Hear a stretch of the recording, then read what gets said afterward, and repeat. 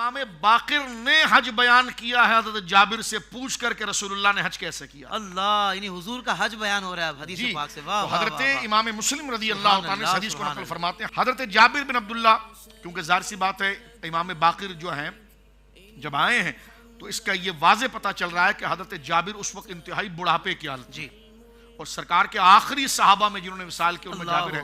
بظاہر آپ کی آنکھوں کی بینائی چلی گئی ہے. حضرت امام باقر کہتے ہیں کہ میں حضرت جابر بن عبداللہ کی خدمت میں حاضر ہوا اور حضرت جابر نے سب لوگوں کا حال دریافت کیا. جب میری طرف متوجہ ہوئے صحابی رسول تو میں نے کہا میں محمد بن علی بن حسین بن علی ہوں رضی اللہ عنہ اجمعین. یعنی میں محمد ہوں، میرے باپ کا نام علی ہے زین العابدین، اور میرے دادا کا نام حسین ہے اور میرے پردادا کا نام مولا کائنات شیر خدا ہے. تو کہتے ہیں میں محمد بن علی بن حسین بن علی ہوں. حضرت جابر نے جب یہ سنا تو کہتے ہیں میرے قریب آئے اور اپنا ہاتھ بڑھایا اور میرے سر پر رکھا اور پہلے میری قمیص کا اوپر کا بٹن کھولا اور پھر نیچے کے بٹن کھولے اور پھر اپنی ہتھیلی میرے سینے کے پر رکھی اور میرے سینے پر رکھنے کے بعد فرماتے میں اس وقت بالکل نوجوان سا تھا. پھر فرمایا اے بھتیجے مرحبا، اب جو پوچھو پوچھنا چاہتے ہو. واہ واہ واہ واہ واہ.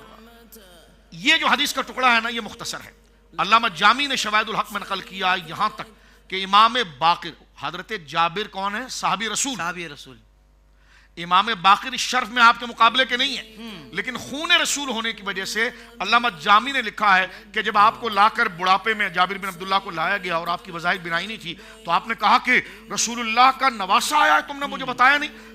علامہ جامی یہاں تک لکھتے ہیں کہ حضرت جابر جھک گئے اور آپ نے امام باقر جو نوجوان لڑکے تھے ان کے قدم کو چوم لیا. مرتبے میں حضرت جابر افضل ہے لیکن وہ آل رسول ہیں، حضور علیہ السلام کی اولاد پاک ہے. اور ایک روایت کو علامہ عبدالعزیز فرہاروی رحمہ اللہ نے بھی نقل کیا ہے کہ سرکار نے حضرت جابر کو یہ کہا تھا جابر میرا ایک بیٹا آئے گا تیرے پاس اور اسے میرا سلام کہنا، اللہ اس کو علم کا یہ مقام دے گا. حضرت جابر کے بعد جب امام باقر آئے نا، اب آپ دیکھیں امام باقر تبع تابعین میں سے جب آئے ہیں تو حضرت سیدنا جابر نے ان کے کان میں کہا السلام علیکم ورحمت اللہ. یہ وہ رسول اللہ کا سلام ہے جو میں آپ تک پہنچا رہا ہوں. اور حضرت امام مسلم نے اس کو مختصر یہ لیا کہ حضرت جابر نے آپ کے گریبان کے بٹن کھولے اور اس میں سینے پر اپنا ہاتھ رکھا.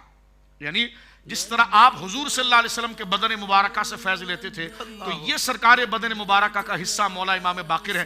ان سے شرف پا کر کہنے لگے اب بتائیے کہ آپ مجھ سے کیا پوچھنا چاہتے ہیں. حضرت جابر کے بارے میں امام مسلم لکھتے ہیں کہ اس وقت وہ بظاہر نابینا تھے، یعنی بینائی نہیں تھی. اتنے میں نماز کا وقت ہوا، حضرت جابر نے ایک چادر اوڑھی. خیر لمبا طویل واقعہ ہے.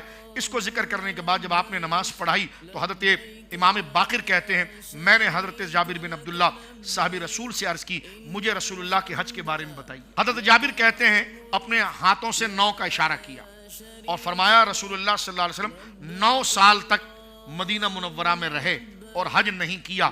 پھر 10ویں سال، جس طرح میں نے عرض کیا، پھر 10ویں سال اعلان کیا گیا. اور ذرا عرفات کے حجاج خاص توجہ رکھیں اور ان کے قدموں کی نسبت سے ساری امت توجہ کریں. حدیث کے الفاظ کیا ہیں؟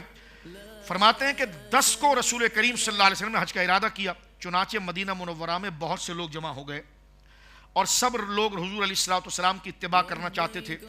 اور کتنے بڑے شرف کی بات ہے کہ اللہ کے گھر جانا ہے اور اللہ کے نبی کے ساتھ جانا ہے. کون اس موقع کو چھوڑ سکتا تھا کہ اللہ کے گھر جانا ہے، اللہ کے محبوب کے ساتھ جانا. آج لوگ کہتے ہیں جناب متقی پرہیزگار علماء کے قافلے میں جائیں گے تاکہ نیک لوگوں کے صدقے ہماری دعائیں قبول ہو. تو جب جناب رسول اللہ جا رہے ہوں تو صحابہ کرام پوری دنیا میں جہاں پر تھے وہ کشا کشا آ کر مدینہ منورہ کے اندر جمع ہوئے. سرکار دو عالم صلی اللہ علیہ وسلم کے پیچھے انہوں نے نماز ادا کی اور پھر حضور علیہ السلام ذوالحلیفہ کے مقام پر پہنچے. مسئلہ یہ ہے، اس میں تھوڑا سا رک کر عرض کروں، ظہر کی نماز حضور علیہ السلام نے مسجد نبوی شریف میں پڑھائی. آپ تشریف لے آئے کہاں؟ حجرے میں. سرکار نے احرام باندھا. میں اپنی ماں کا ذکر کرنے کے لیے میں تھوڑا دیر یہاں رکھا. میری ماں سیدہ عائشہ کہتی ہے کہ میں نے اپنے ہاتھوں پر خوشبو لی اور سرکار کے سینے پر لگائی اور فرماتے سرکار کا سینہ اور بدن اور بطن مبارک ایسے تھا جسے چاندی کا ورق چڑھا ہوا. یہ حسن و مقام تھا. میری ماں، ہماری ماں حضرت سیدہ ام المومنین عائشہ صدیقہ بنت صدیق کہتی ہیں میں نے اپنے ہاتھ پر مشک لگایا اور سرکار کے بدن مبارکہ، کیونکہ تہبند باندھا ہوا تھا، چادر مبارک ایک جگہ تشریف فرما تھی، سرکار کا جو بدن مبارک نظر آیا تو سرکار کے سینے مبارک پر عطر لگائی.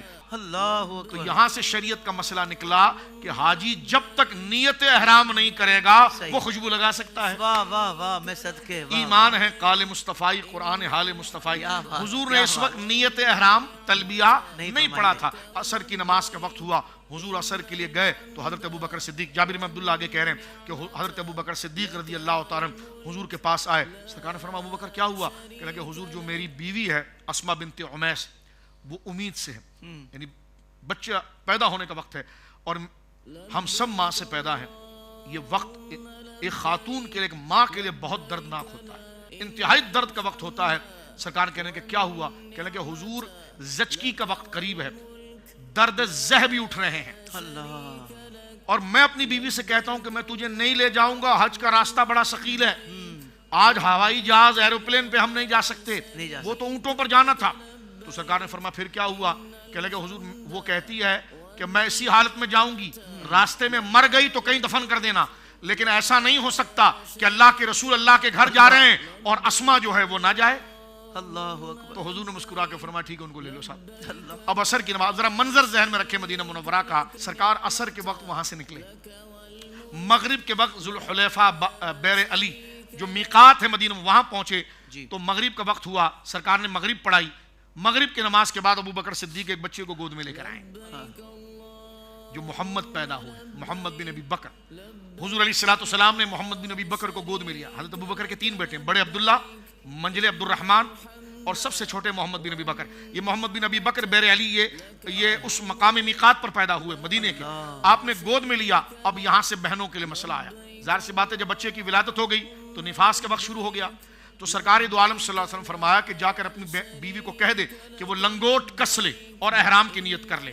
تو یہاں سے شریعت کا مسئلہ نکلا کہ احرام کے لیے پاکی شرط نہیں ہے، ناپاکی کے اندر بھی اگر کوئی احرام کی نیت کرے گا تو نیت ہو جائے گی. ہاں ناپاکی کے حالت میں وہ نماز نہیں پڑھ سکتا، نہیں پڑھ سکتی، حرم خدا میں نہیں آ سکتا، بیت اللہ مسجد الحرام میں نہیں آ سکتا. اب دیکھیے ہماری وہ بہنیں کے لیے یہاں مسئلہ مسلم شریف سے واضح ہو گیا. سرکار دو عالم نے فرمایا کہ اسما سے کہو کہ وہ اپنے کپڑے کو باندھ لیں اور تلبیہ وہ پڑھ لیں. اور سرکار دو عالم صلی اللہ علیہ وسلم نے مغرب کی نماز بھی وہاں پڑھائی، عشاء کی نماز بھی پڑھائی، اور فجر کی نماز کے وقت حضور علیہ السلام نے پڑھانے کے بعد آپ حضور علیہ السلام مکہ مکرمہ کی طرف روانہ ہوئے. حدیث پاک میں آتا عبداللہ بن مسعود کہتے ہیں حضور کون؟ فرمایا وہ میرے بھائی موسیٰ ہیں.